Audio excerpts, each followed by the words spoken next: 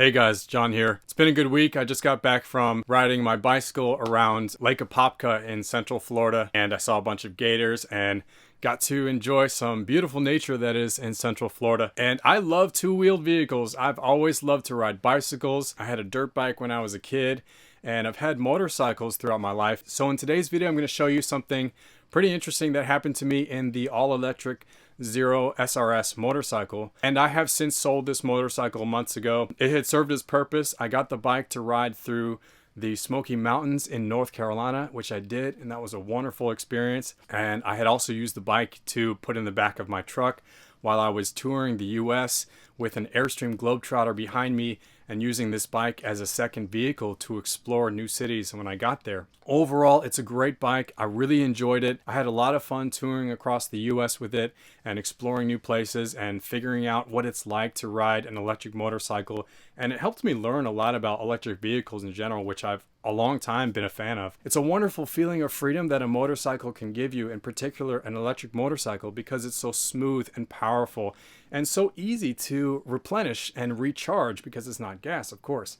And it feels good to have a vehicle where you can feel good about the energy that you give it, that maybe came from the sun or was better for the environment. And those things are good, but there are many other reasons you might get an electric motorcycle. But if you're a new motorcycle rider, or if you're new to electric motorcycles, or even if you're experienced and you've never run into this before, I'm going to show you a more challenging moment that happened to me on this bike so you can better prepare and plan for obstacles that come your way on any motorcycle, and in particular an electric motorcycle. So anyway, enjoy the video. Here's the time I got stuck on the bike in the middle of a rainstorm. When you drive a motorcycle and you think the weather's good enough to ride through, maybe just a little bit of rain, a lot of the times that works, but not today.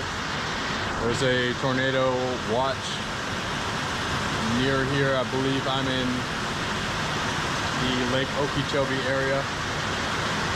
I was looking at the radar before I went here, and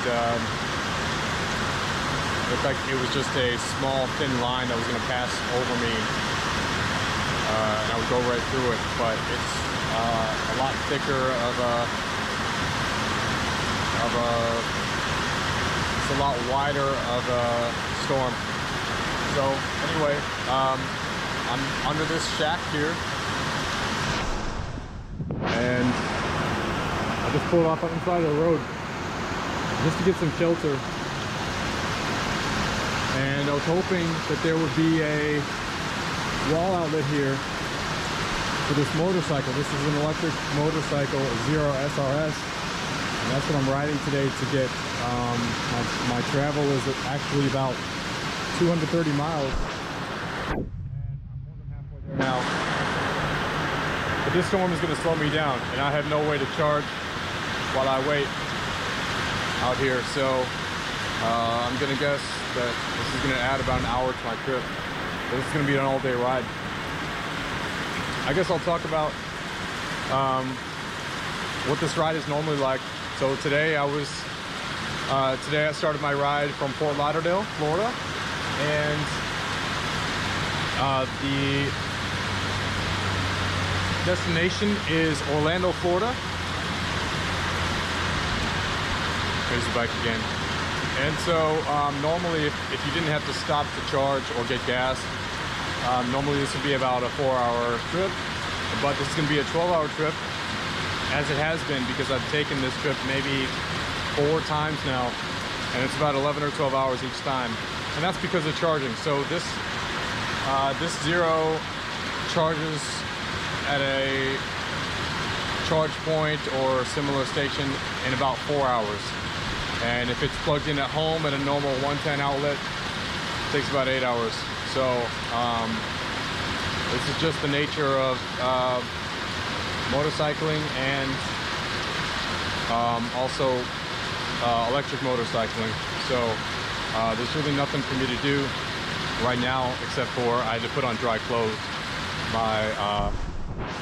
My gear got pretty wet.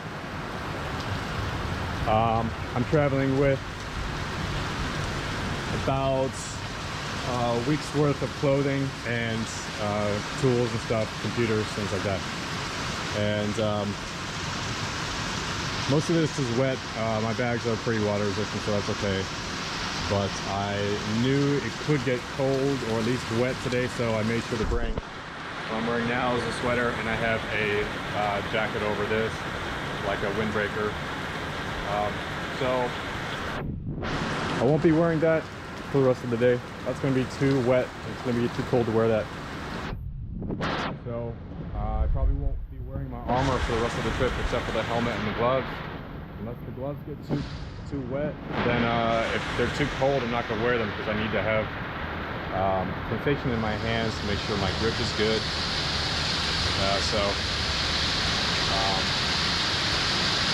Let's see, it's December in Florida, it's almost Christmas time, and the weather's been pretty good most of the year. It's been hot in the summer like it usually is, and it's been pretty mild up until now, and it's not too cold right now. It's probably mid-70s. Maybe it feels like a little bit less than that right now because of the storm, but this is kind of rare for it's kind of rare weather-wise for this time of year here.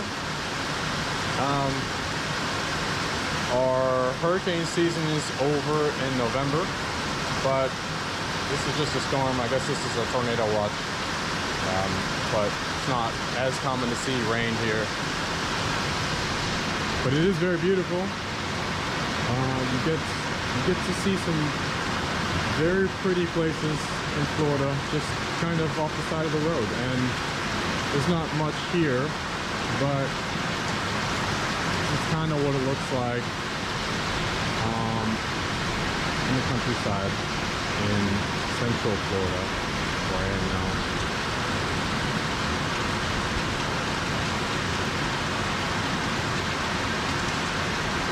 And actually, I'm in the town of Sebring, Florida. It's a small town, and it's actually going to be my next charging stop. So speaking of charging stops, on this trip, there are 3 stops that I do on this ride. So leaving from Fort Lauderdale, I drive about an hour north, and I've set up my route so charging is free except for one charger. So this trip to travel total with this 14.4 kilowatt hour battery cost me about $6, I believe. So the first charging station is at a hospital, and I was charging there for about an hour and a half. And actually, I work online. I was doing a Zoom call while I was charging, so I actually have my tripod here that I bring with me on my trip because I work online and I use video conferencing a lot. So I was actually in a Zoom call while my bike was charging with that tripod, just in the parking lot. I had a half an hour session that I had to be in, and so there are times when I do work on the road while I'm charging. And so I did that at the first charging station at the hospital, and then my next destination, that was in West Palm, Florida, by the way. So Fort Lauderdale to West Palm, and then from there went west to charge at the very top of Lake Okeechobee. That was another free charging station that was at a hospital as well, and I charged there for about 2 hours. I was kind of thirsty and hungry, so while that was charging, I walked to the nearby CVS, and I got a iced tea and a Reese's peanut butter cup, just a snack to get me through. And then after that, 2 hours went by, continued along my way, and so now I'm like 3/4 the way from Lake Okeechobee to Sebring, or to the charger in Sebring, which is going to be at the mall in Sebring, Florida. And that's when I had to stop here because the rain was just getting too heavy. Wouldn't have been wise to drive through it, and it was hard to see. So that's when it's time to stop. And so I turned around once the rain got really hard, saw some lightning, and I turned around and went to this little shelter that I had passed by. So however long this takes for the storm to pass, I'll continue on for about 25 minutes to downtown Sebring to charge at the mall, and that is the only paid charging station, like I said. And so I'll probably charge there for probably another 2 or 3 hours, which will be just enough to get me to my destination in Orlando, which I think will be about 50 or 60 miles away from there. So it's been a really interesting experience with this motorcycle. I've liked it a lot. There's more pros than cons, I think, with electric motorcycling. Definitely the con is waiting to charge, or if you have a motorcycle that won't get you very far in a charge. This bike is not meant for long trips like this, but I make it work because it's kind of fun, and I like to lately bounce back and forth from Orlando to Fort Lauderdale. So, but overall the cost is great, and it has amazing torque. This bike has different ride modes. It's very fuel efficient, obviously, and you can charge nearly anywhere. Unfortunately, right now I'm not charging like I would be if I had to just stop somewhere, but there is no electricity in this little shack here. This is primitive. This is just a place to sit. Nothing going on here. And so overall, great experience with electric motorcycling. I probably won't hold on to this bike forever. I drive an electric car as well, so this is not needed anymore. I may switch this out for an e-bike, which won't require insurance or tags. And it can go in different, it can go on more places than the road. It can go off-road. So I may do that instead of this bike at some point, but I'm very pleased with the Zero for the most part. Every bike has its issues, but electric motorcycling is a lot of fun. First time I got it, first time I rode it was in North Carolina at a place called Green Mountain Park. So I'm a full-time Airstreamer. I traveled full-time for about 3 years. So I had a truck at the time. I was staying in an Airstream Globetrotter at the time.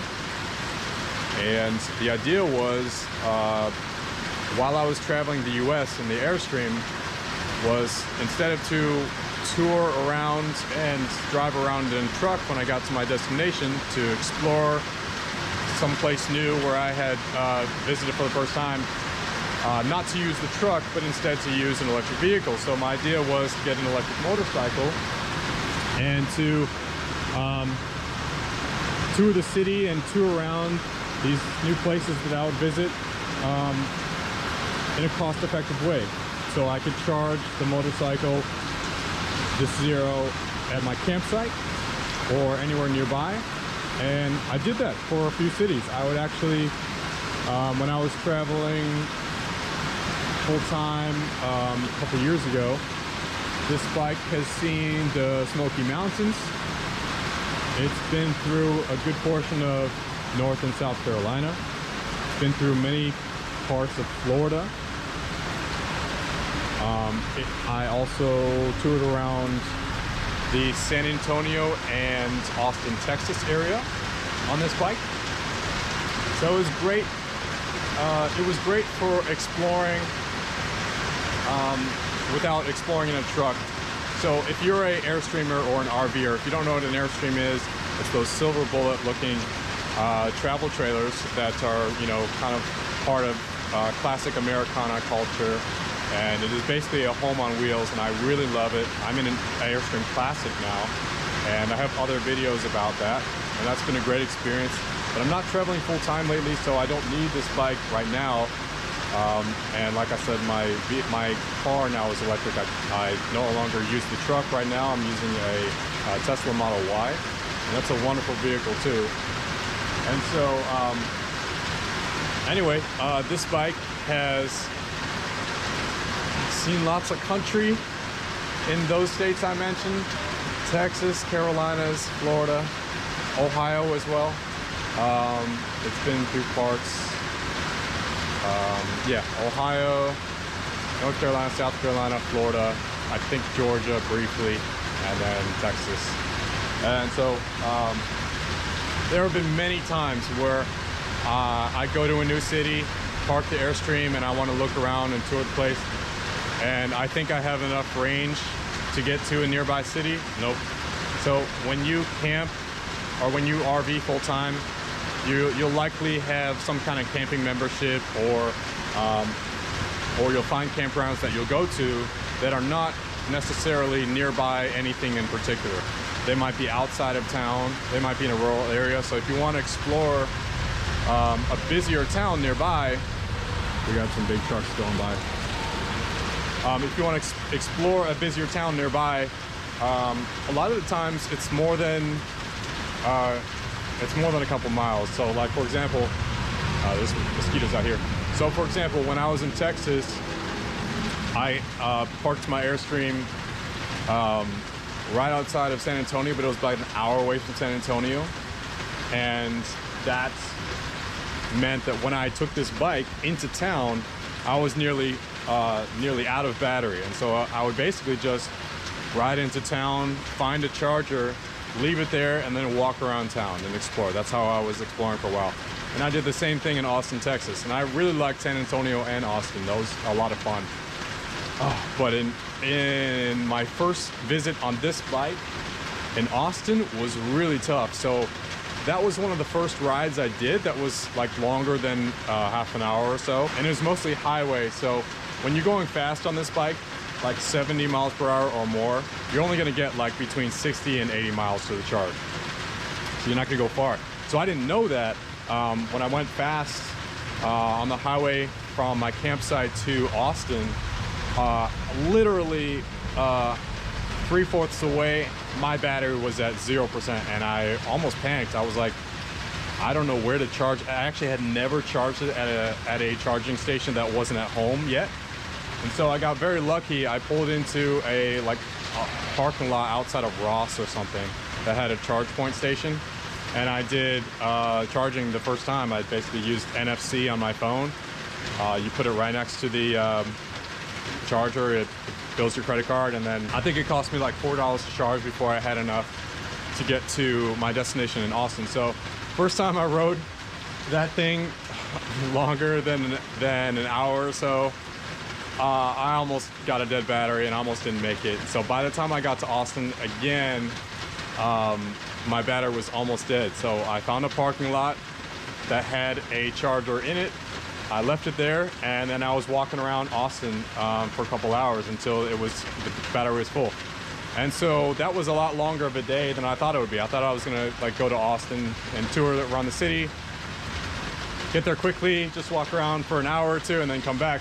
That wasn't the case. So what I've learned with this bike is if you're going anywhere far, and especially if you're planning on taking a highway to get there, you have to really plan out how much charge you're gonna have, and you have to be ready to wait and charge when you get to your destination. But the good part is if you're going around town, if you're already nearby town, or if you're not going far and you're going slow, this thing will get lots of miles. I think this thing got me 140 miles to the charge one time because I was going like 30 miles per hour or less.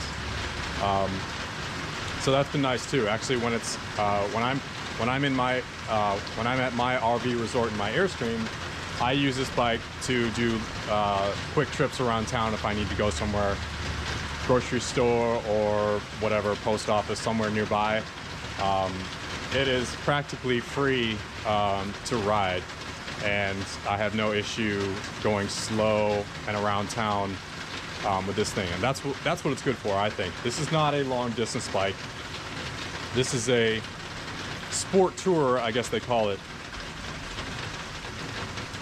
But better for in town or near town, and not long, fast rides. So really cool bike, a lot of fun. And even though right now it's raining, I'm enjoying it a lot. I'm even seeing some sunshine. So I think I'm gonna be able to get to this next charger before sundown. Right now it's 5:30, Sundown's supposed to be at 5:30, so it looks like I got a few more minutes of light. So if this rain dies down now, I should be able to make it to my next destination. So whoever's watching this, I hope this was useful. Electric motorcycles are great, and I think electric vehicles are great. And motorcycling is a big responsibility, and always be careful. Wear your gear, wear your helmet, all the stuff that you have. Be safe, ride safe, and enjoy a new way to ride, which is with battery electric two-wheel vehicles. A lot of fun. All right, rain's stopping, so I'm gonna get on my way and see you guys on the next one. Later.